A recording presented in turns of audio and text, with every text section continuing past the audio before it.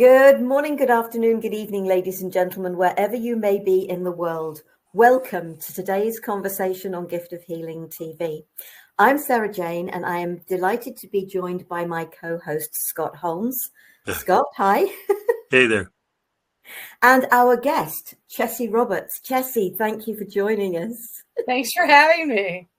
We've got you here at long last. What a trip that's been. Don't you just love technology, folks? It's wonderful till it's not. This is part of our series, Selfish or Harder to Manipulate. And Chessie is one of the 27 authors, along with myself and Scott, from the book.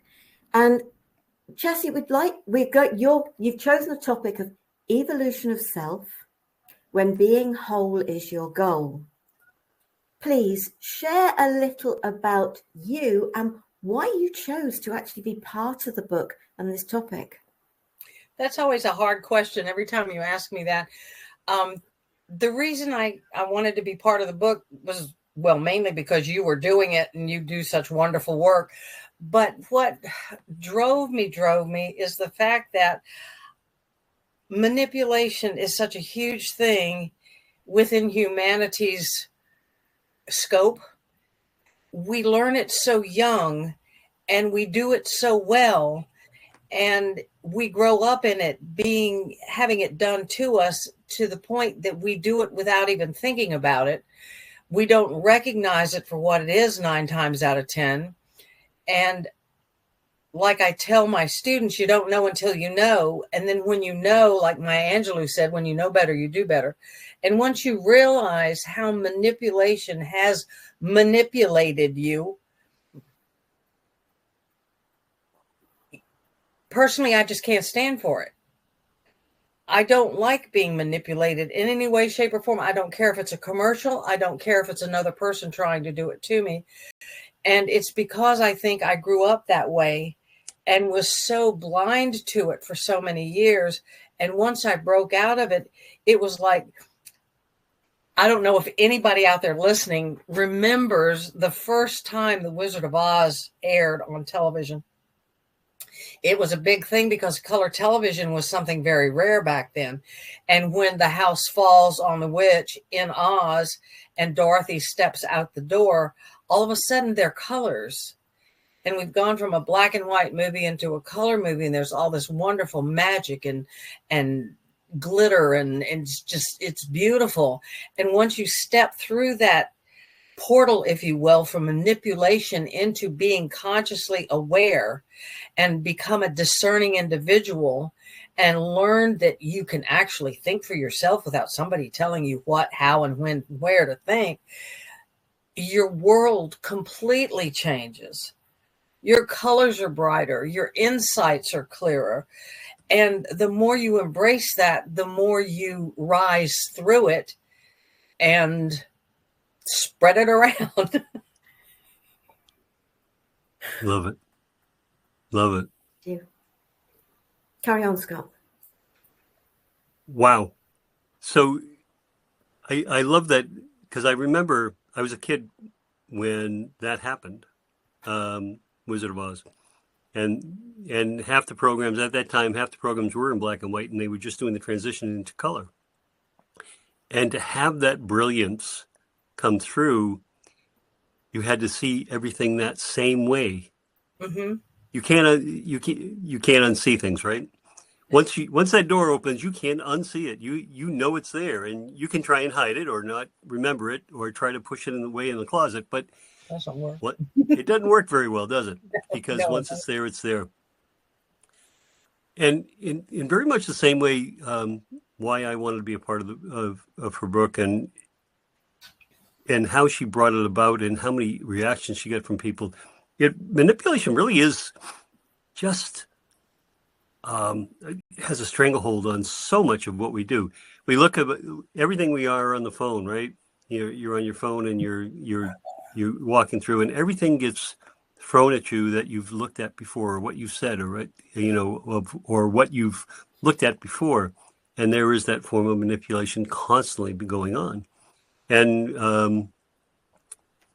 that that part of it gets me upset also. Gets me a little bit angry that people try and do that. I was a salesman for years. I was a salesman on the road for years. And I never did the hard sell. I always asked people, what can I do for you? Can we make it work?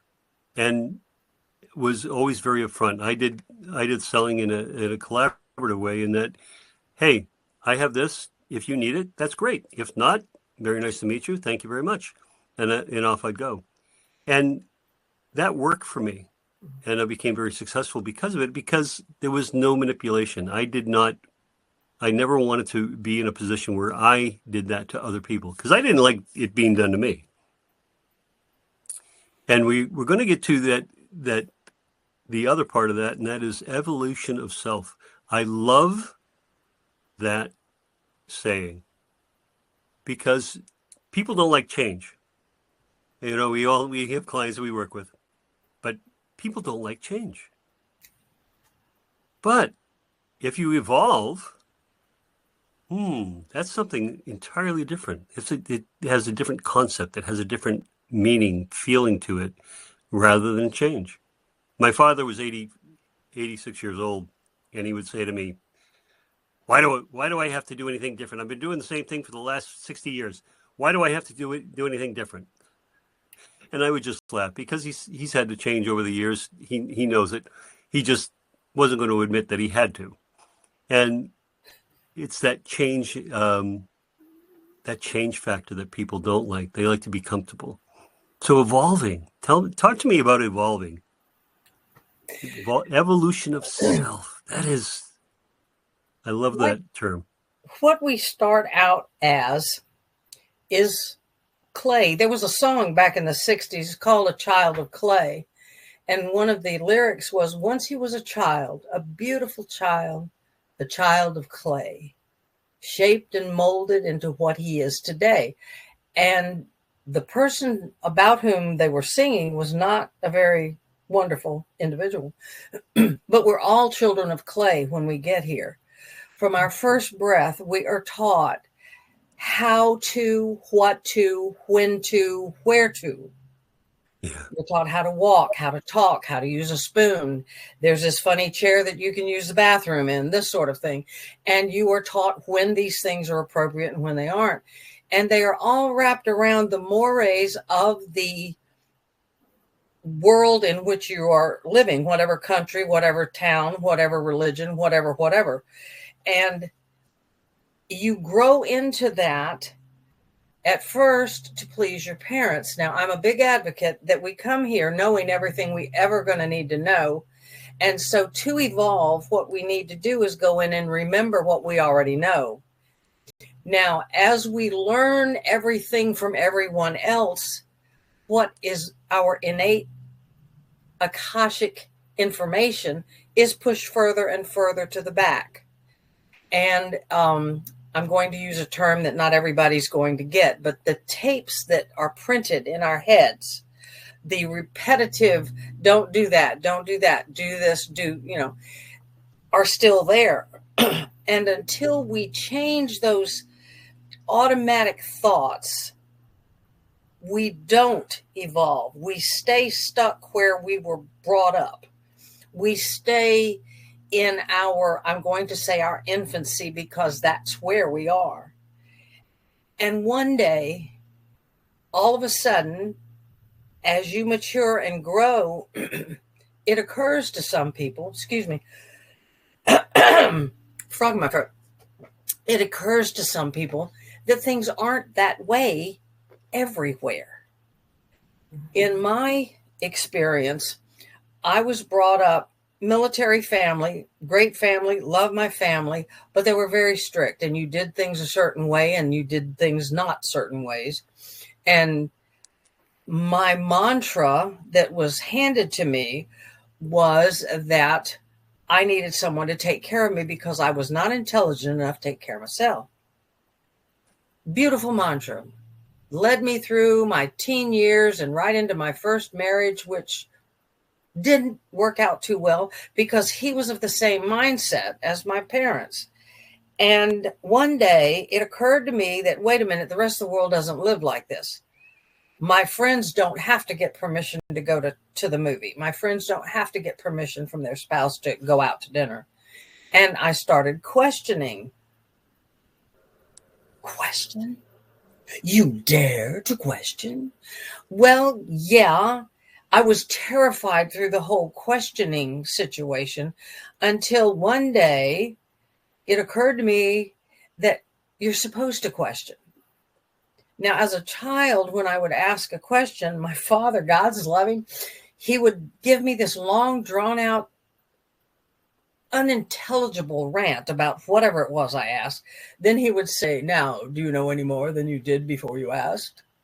Well, of course not. You're talking to a 5-year-old like she's a 45-year-old. I didn't understand half the nomenclature, and I have no idea what concept you're discussing. So I learned really quickly, don't ask, until I learned to ask.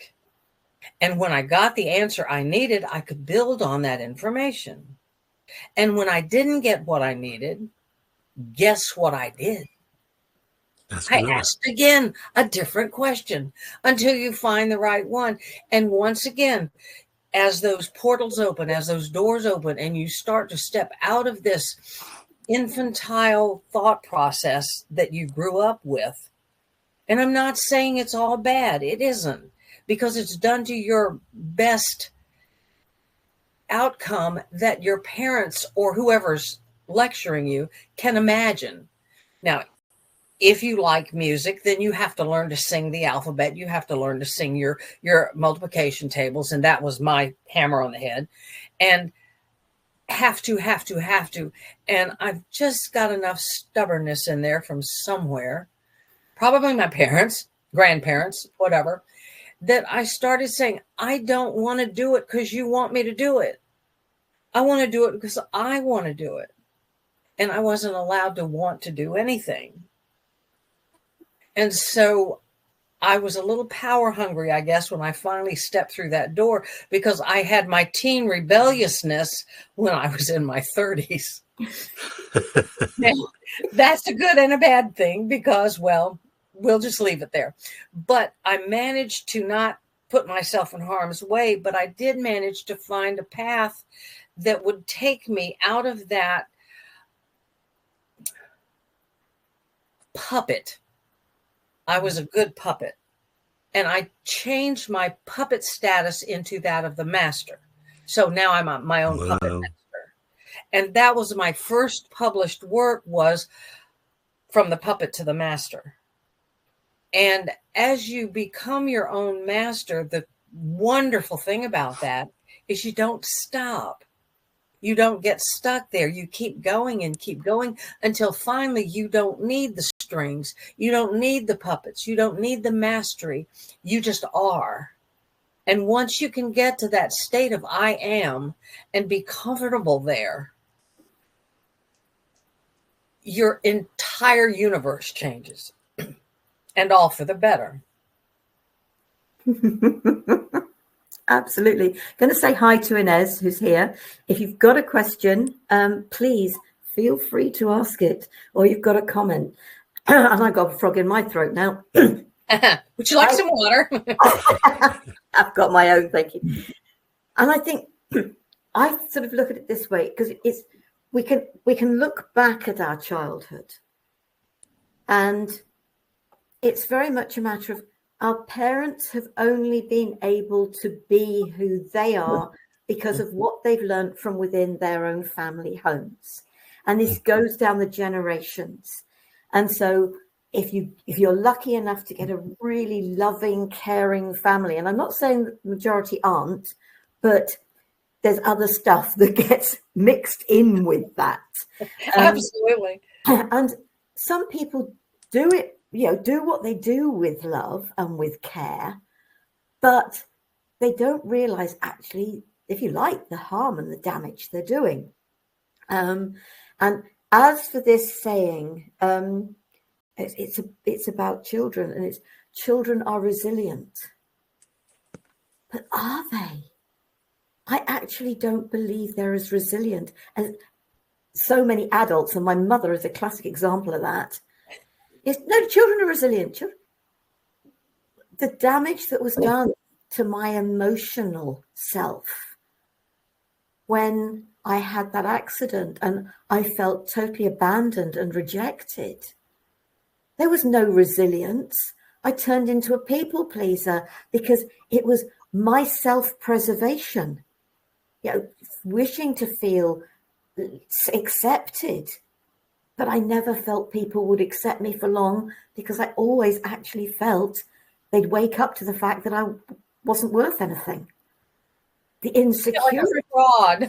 the insecurities in me were absolutely rife into my early 40s. But when you get that wake up, but we don't have any idea who we are because of everything that has gone on, everything we've been told. It's just a matter of how quickly can we break out of that? And you have to sort of begin to start to think about it. And when you do that, that's when you can put that next foot in front of the other one and go in a different direction. Yep. And that's when you start being called selfish. Well, sometimes I would say here that sometimes you have to be until you don't have to be. You have to embrace yourself.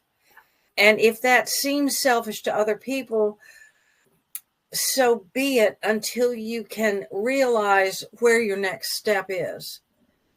When I was going through my divorce, my ex-husband was constantly telling me how selfish I was being. But it was because he was losing that manipulation and that control that he'd had on me. And I had been with him since I was 15 years old. And we'd been together for 25 years, married for 20, dating for 5. So it was hard for him to understand what was going on with me and why I would be interested in not continuing to kowtow and not continuing to, thank you, dear, I'll have another. And, and when we start to evolve, when we start to grow into who we're supposed to be, a lot of people around you will decide that you've lost your mind. And you know what? That's okay. Long as you're not harming yourself or anybody else, it's not anything to be too concerned about.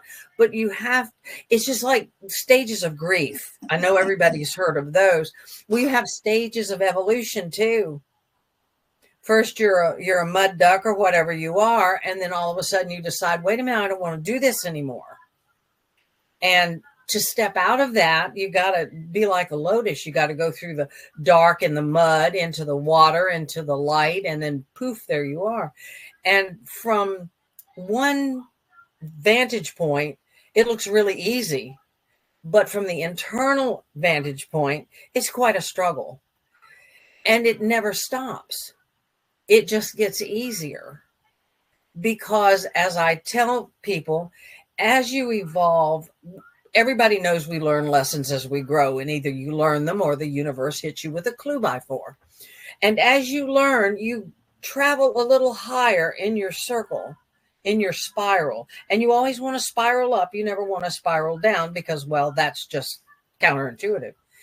But as you go higher, you see the same lesson, but you see it from a higher perspective. You see the trap first or faster. And the higher your perspective is, the bigger picture you have. So you see that hole in the sidewalk or trap or whatever you want to call it a little sooner every time. And soon it's in your rearview mirror because you know it's there. You've dealt with it and you're finished. If you keep tripping over the same thing, that's the universe saying, you're missing something. Wake up and look at it again. Look a little closer. Dig a little deeper.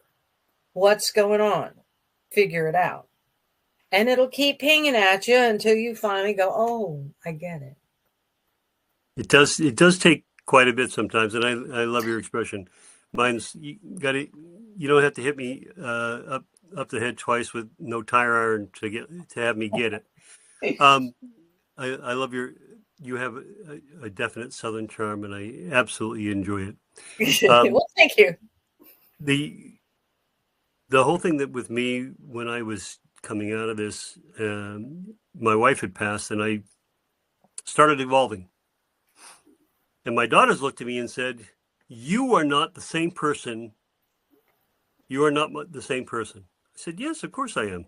"No, you're different. You've changed."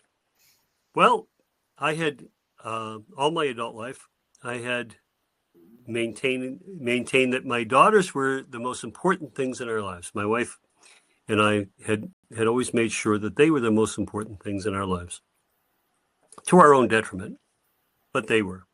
So whatever they needed was right there. Whenever they needed me, they picked up the phone, and I would fly there in a heartbeat. No matter what was going on, whatever else was going on, I would be there. And when I started taking a beat after my wife passed, and taking a beat and not rushing to their aid at any given time for every single thing, and I waited a beat, I wouldn't get the second phone call because they'd start realizing that I wasn't there just for them, and that they could figure it out, and that they could solve their problem. So I was doing them a disservice entirely by being there all the time. And Sara has said the same thing every time. When you say no, you help two people. You help them and you help yourself.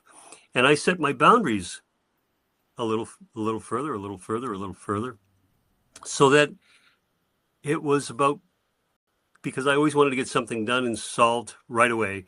So I always took care of it, right? Here. Because I learned that once I solved it, I can get on to the next thing. And it was out of the way. And I was learning patience. Now, if you've ever driven in, DC, or you've driven in Massachusetts, in New York City or Boston, you know that patience is not one of those things that you can have. It's just maddening. But I was learning patience, and that was probably the hardest thing for me, was taking a step back, taking a breath. Not always having an answer right on the tip of my tongue, spitting it out, and then thinking about what I was going to say. It would be reactive. Yeah, or just taking a breath before I spoke, taking a step back before I take a step forward. And I did become a different person in that I wasn't so reactive. Now, my daughters, I believe, knew what buttons to push so that I would react the way they wanted me to. Absolutely. I think they made a game of it. And when I stopped reacting to it, they were hurt. "Oh, you don't love us the same way anymore." So, no, I love you. It's just, I know that you can do this yourself. If there's something really major going on and you need help, I'll be there. But otherwise, you live your own life. I'm living mine. Thank you very much. And it really changed the dynamic entirely because of that. And I have evolved since my wife passed. I have evolved so much, many times over, in so many ways, in traveling. I love your what you were saying about perspective.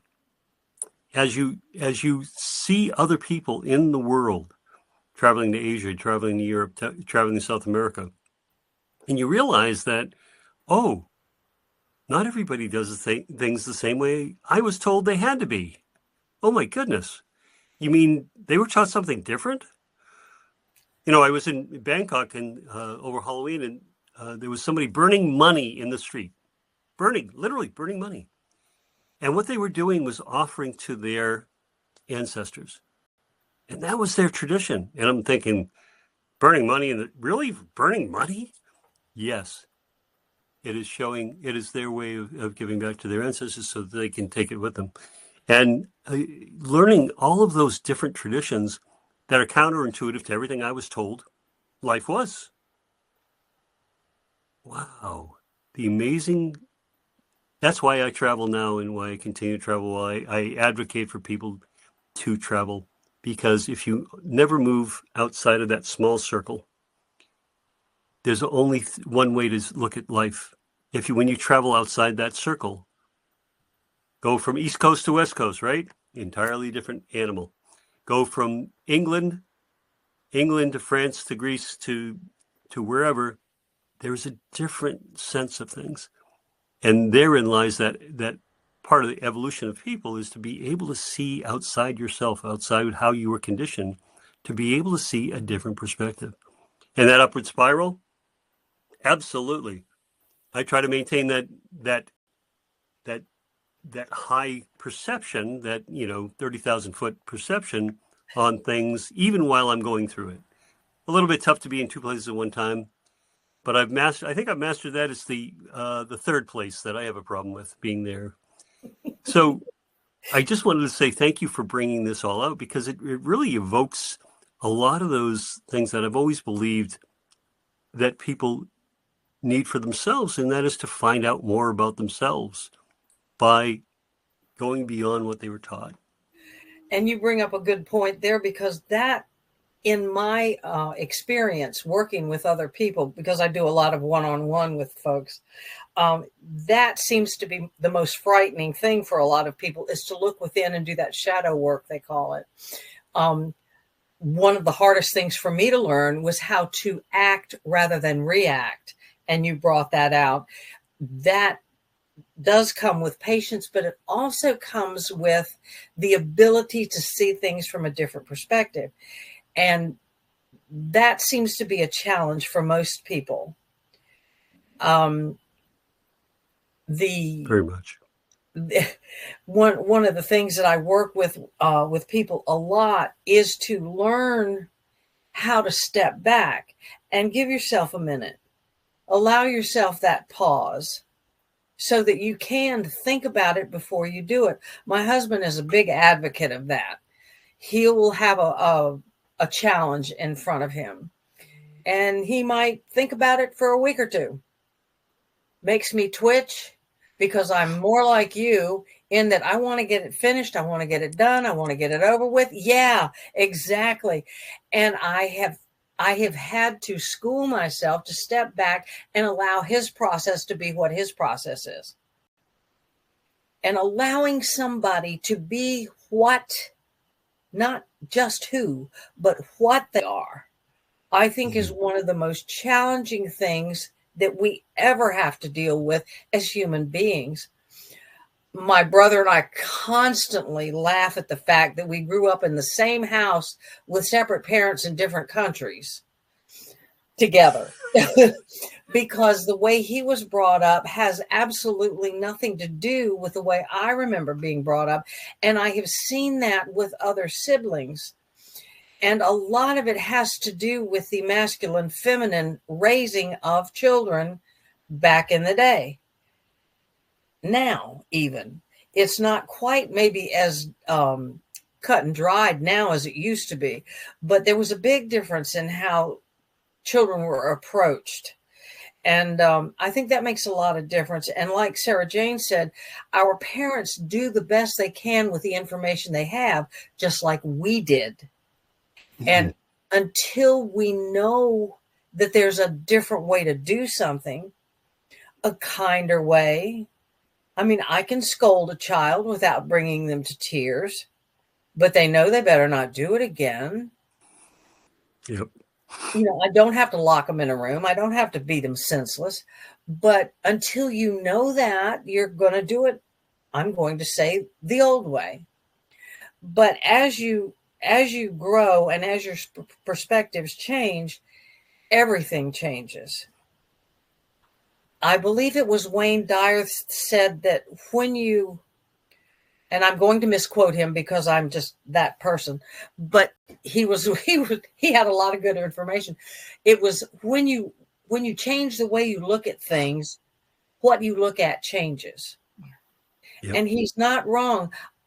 In the last, I'd say, year, I've gotten to where the television programs I used to watch and enjoy, I don't watch or enjoy anymore. The jokes that friends used to was a stage performer, so I had some pretty jokey things, let's just call them. They're not funny anymore. I I won't go back to them. I won't embrace them anymore, because as you change, as your attitudes change, as your perspective changes, everything changes. And I would say that as you change into your evolution, these changes are for the better. Because once you become aware, you cannot become unaware. And watching people try to do that, the backpedaling and becoming unaware, is painful to watch, but I had to learn that that's their process. And if that's what they want to do, okay. But you also know that that's going to come out of that closet and bite them. Well, yes, I do. But they're going to have to be bitten before they get it. And it's not my job to corral them. One of my dear friends was talking to me just the other day, and she said, I don't understand the mentality of this individual. Why do they continue to do what they're doing? Why do they continue to treat people this way? And it's because that's all they know. They have not found that threshold of Oz yet, if you want to call it that. They haven't walked into the color programming. They're still in their own little black and white version of what life is. And they're going to stay there until they don't. And one of the things that I have told people, they ask me, well, what do you teach? I said, well, I basically teach you how to take your crown chakra out of your base chakra. And if you want to learn that, I'll be glad to work with you. And if you don't, well, then beware of glass belly button syndrome, because that's a very narrow range and you will bump into things. Okay, so I apologize. But my dad used to use that, except he used different words. Oh, he so said,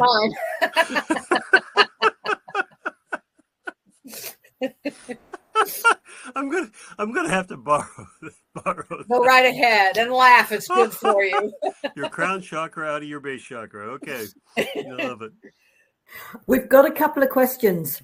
All right, let's answer them. I've sort of suddenly realised that there was because Inez has put them in, but not in the general chat. So I apologise, Inez. I'm not sure how they'll have been there. I was probably in my 30s before I realised that not everybody thought the way I did. But you said it, Scott. You go around the world and different cultures think of things differently. But you don't have to go around the world. You just have to go next door, because it's different within every household. It might only be the minutest of differences, but we don't all think the same way. And I think it's really important to accept the fact that there isn't a right way and a wrong way of thinking. And I think that's glorious. And the only right way for you is the way that resonates with you, that feels right for you. That is the right way for you. And I'm not sure where this came in. That means that there is sometimes a different way I can now handle things. 100%. Chuck the box away. Because it doesn't actually exist anyway. Knock down the walls, the sort of whatever. Because, sort of people that know me know I don't follow the rules. I do things my way. And if people don't like it, that's fine. No, in business, you've got to do this, you've got to do that, you've got to do the other. Yeah, no. So bringing the book out. These are all the things you should do. Nah, this is my way. I'm going to do it my way. Doing these programs, how I set Gift of Healing TV up all those years ago, it was, you should have this, and this, and this, and all these things in place. No, I've got the essentials in place. I'm starting. It's sort of like I can sort the rest out later. Just allow yourself to open up to what resonates, what works for you, what thinking is comfortable for you, what's authentic to you. And have patience. You brought the word patience up, and actually some of the things I think you've been talking about, you may not have mentioned the word. I was always one of the most impatient people. I wanted everything yesterday because I never expected anything to last. And when you are so insecure, that is how you are. And when I first started driving, sort of the air could be absolutely blue in the car, swearing at other drivers. But getting stuck in traffic jams, how many people start putting their hands on horns, etc. It's just like, can I get anywhere? Is it going to do any good? Why don't I just sit here and relax? And if I'm in a hurry, and I've got in the car, I might be pushing time, and the lights turn red, I don't get stressed about it because I found a different way of thinking about it. And that thinking is, because I've asked, safe journey. Safe is always what I ask for, and as swift as possible. And I ask the angels, I do that every time. Perhaps if those lights have turned red, somebody requires that green light more than I do. Perhaps I'm being kept safe. I didn't need to be on that piece of road at that time.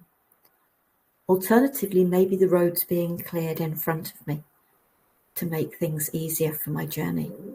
And the other thing I do is I try and really be good when I'm in a hurry to let people out in front of me. And it makes a difference. It's the mindset. It's, okay, I've got to be somewhere. And I remember going somewhere and it was just like, I was really pushing time. I mean, I really was. And it was just like, please, can I get there so that I'm parked and I can get through the door on time? And I did. And it worked perfectly. But I will say this, and I know I've shared this before. It was a group of us, a whole group of friends. We were getting together. It was a beautiful Sunday morning, 2nd of October, several years ago. So October, but we do live by the seaside. And I thought, okay, fine, I can leave at such and such a time and I'll be able to meet my friends where I've said meet them on the beach. What I hadn't allowed for was the weather and the fact that everybody was out and going to the beach. And it was just like, and so I said to the angels, please, can I meet my friends on time? And I can never remember the name of the road, but please, can I have a parking space in that particular road? That was the order I asked it.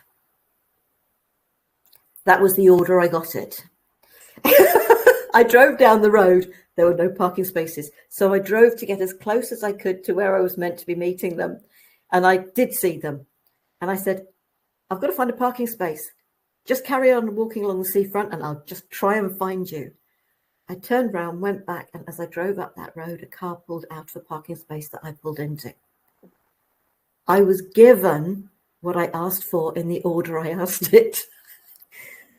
So there are different ways of thinking about things. There are different ways of doing things.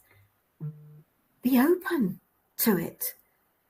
Not everything has to be what we've been told it has to be.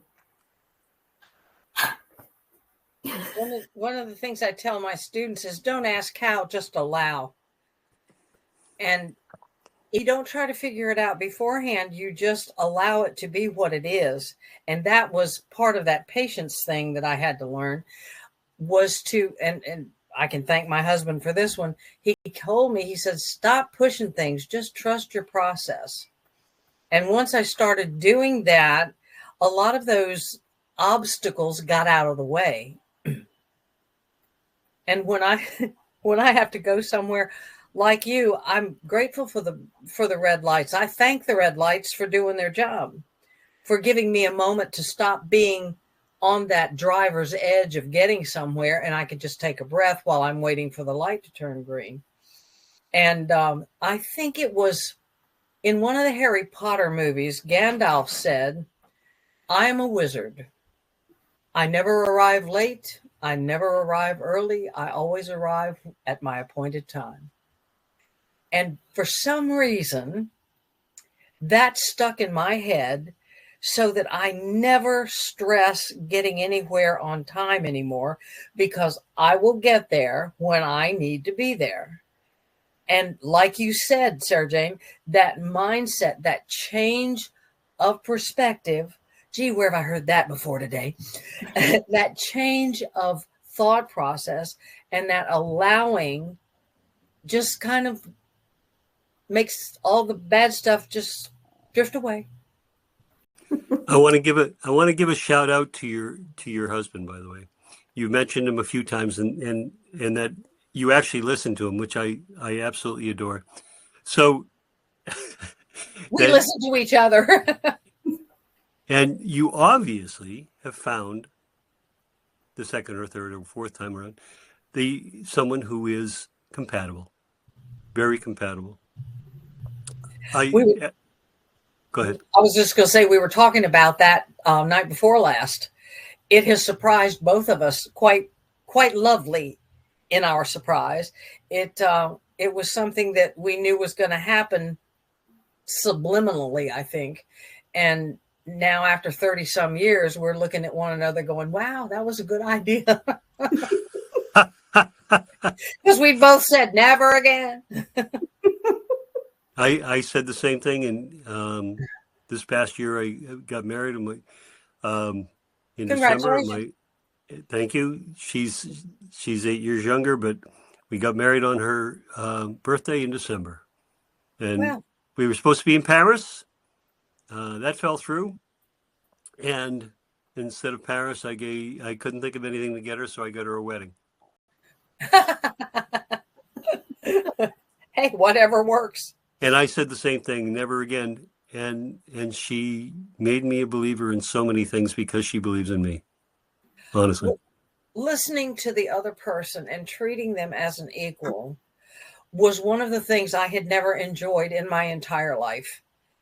I was always less than. I was always the one who had to acquiesce. I was always the one who had to give in and do whether I wanted to or not. And as Inez said, it is the most glorious thing to find your soulmate.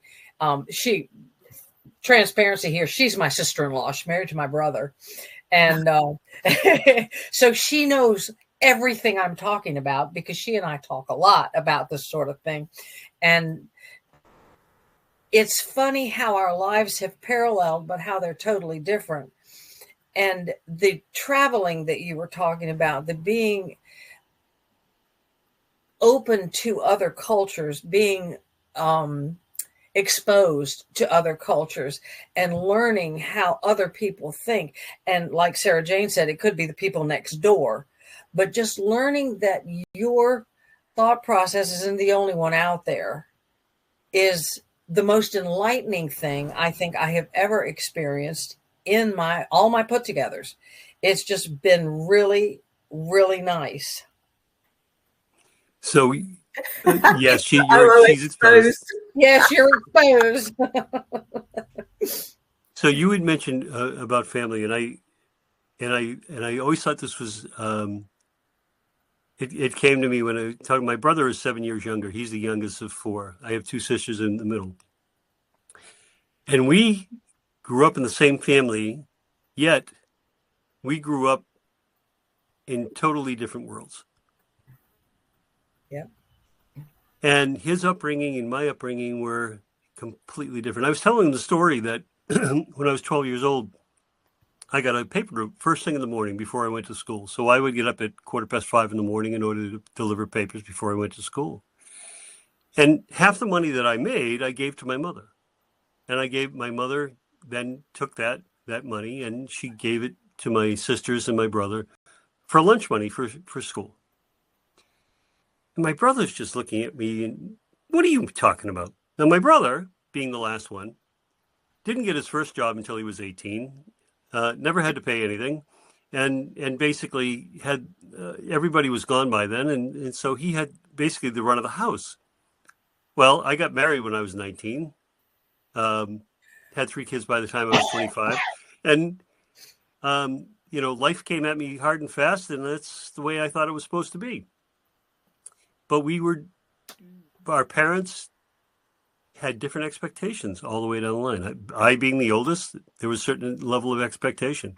My brother being the youngest, fourth one come along. If there was no blood involved, you didn't have to worry about anything, right?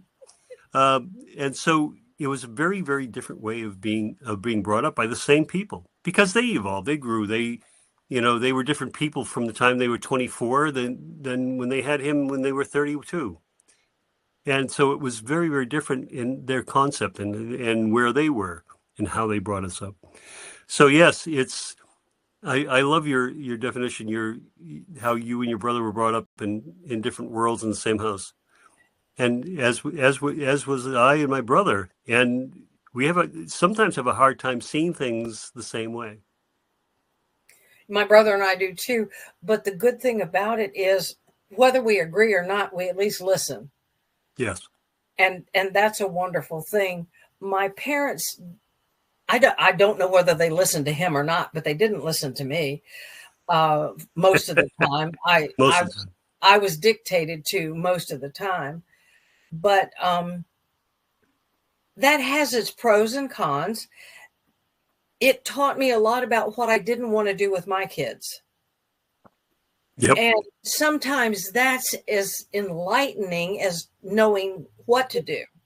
When my son, on his third birthday, he got up that morning, and bless his little heart, he was just on my last nerve from the minute his little feet touched the floor.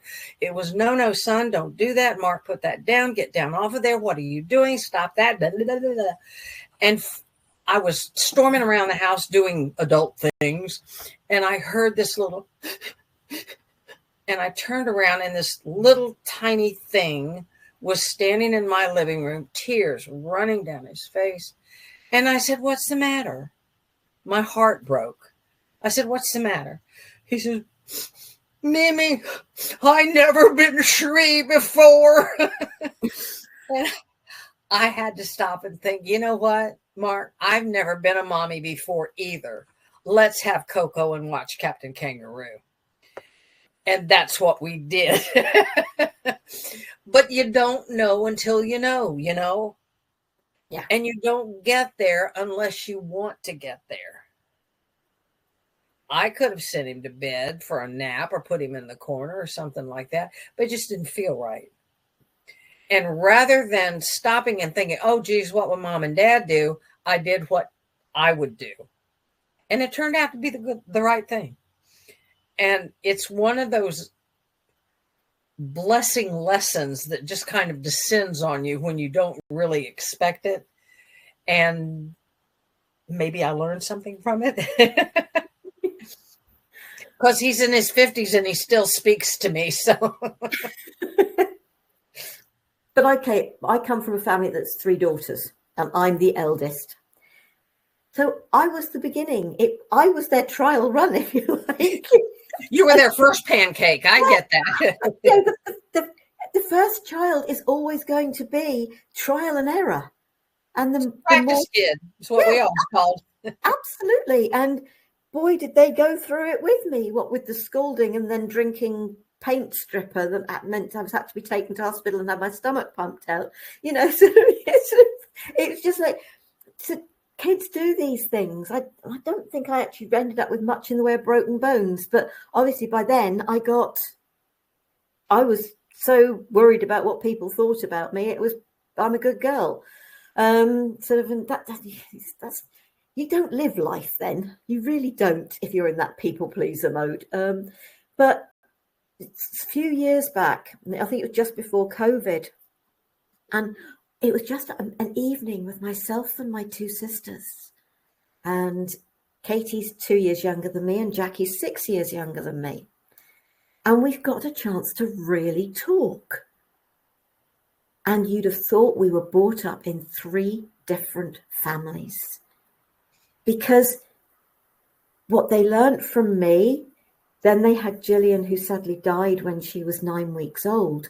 So, and sort of my accident happened while mum was pregnant with Gillian. Then obviously what they went through with Gillian. And then Katie was born a year after, nearly exactly a year after Gillian was born. And so how they were with Katie was totally different with how they were with me because of what had happened with Gillian. And then Jackie eventually came along 4 years later with a miscarriage in between and another one after that. And so things were very, very different for each and every one of us because of the experiences they'd had and they'd learnt and they'd hopefully grown. But they also still, my father didn't have, his mother died when he was 5. So he had a stepmother. And bless her, Margie, she liked children up to the age of 5 and she didn't like them after that because that's all she knew was and my father he's no, I didn't grieve about my mother. And I'm thinking, oh yes you did, and don't tell me you didn't. No 5-year-old boy. And when he was dying, all he wanted was his mum. So he absolutely always wanted his mum. But isn't it about all of us opening up to ourselves?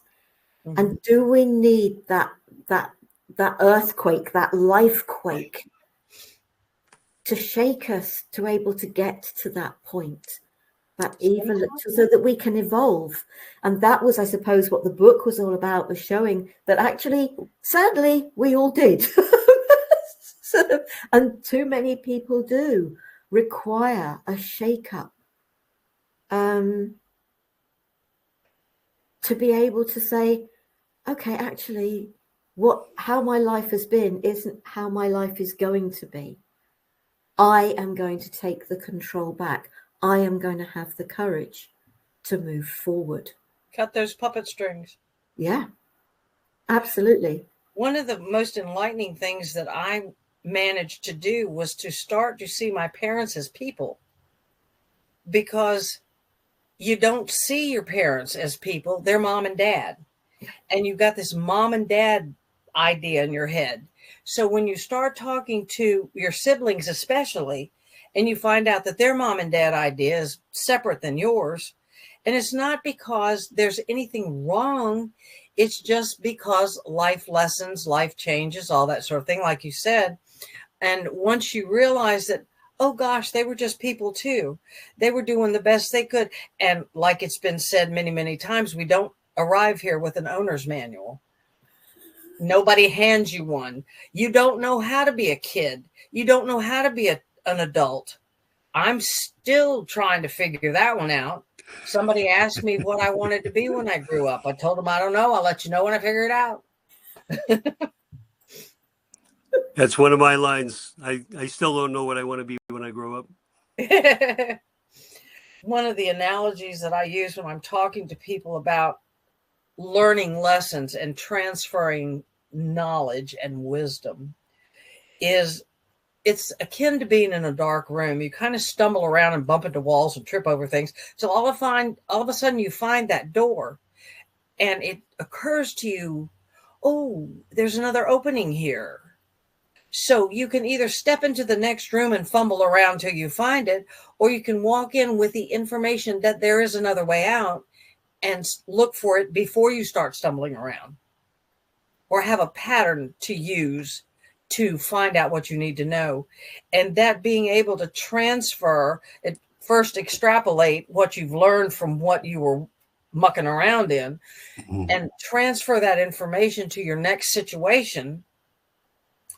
That is the dawning of awareness.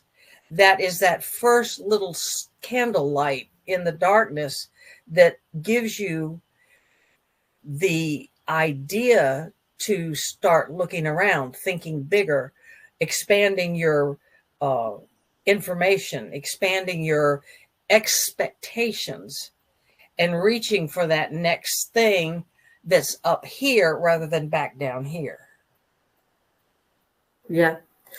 We're coming very close to the end of the program. A fabulous conversation. I'm not sure whether we've how much we've deviated, but I think that the information that we've shared is, I'm sure, will be so supportive of folks. So I'm going to come to you first, Scott, because I'll let you finish, Chessie. Anything that you'd like to add to this conversation before we close? Just, it's been an absolute pleasure in meeting Chessie for the first time finally, and being able to do that. And I love your sense of self. I love your sense of life and perspective. And anyone who works with you is in for a treat. Well, thank you. Chessie, comment from Inez. Other than mentioning your book, The World According to Mark and Shelby, but she said one of my candlelight in the darkness was being able to interact as adult to adult rather than child of parent is the biggest blessing I ever received. And beautiful. I have to agree with her. I'm able to do that with my children now, where I wasn't able to do it with my parents. I did with my mother a little bit towards the end, but I still find myself, my mother's been gone for years now, but I still find myself yearning to ask that next question that I didn't think I could ask. And Inez and I have talked about this on many occasions, and she's spot on right there. So anything you'd like to add before we close? I'm sorry? Anything you'd like to add before we close? Well, thank you to both of you. It has been absolutely delightful, and I have enjoyed meeting you, Scott, so much. And Sarah Jane, well, of course, she and I could yak all day long. But thank you for having me on the program. I really enjoyed it, and I think I was actually given some new information while we were talking. Thank you very much.